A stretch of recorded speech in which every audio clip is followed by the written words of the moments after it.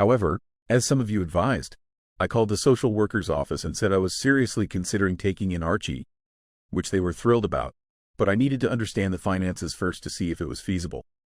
They said they couldn't provide exact numbers, as every case is different and it isn't decided until a placement is found.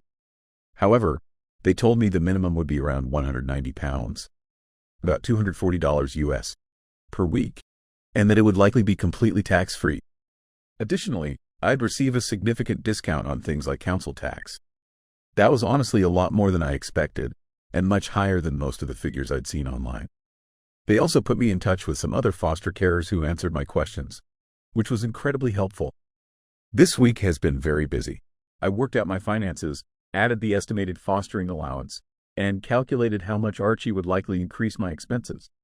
It worked out that I'd actually have a surplus compared to my current situation. Many of the foster carers I spoke to don't work full-time, using the allowance to supplement their income.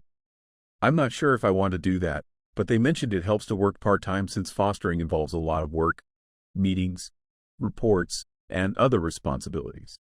On top of that, I'd need to complete training during the first year to become fully qualified.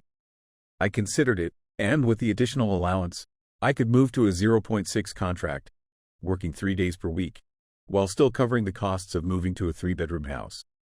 While that would leave me with slightly less disposable income, it wouldn't be a significant reduction. I've spoken with my work, and they said they'd support me if I decided to do this, but I haven't made a final decision. I don't want it to seem like I'm taking advantage of Archie's allowance. After sorting out the finances, I needed to talk to Henry. This was honestly the most important part of my decision. If Henry said no, I'd struggle to go ahead with it. I took him out and explained the situation.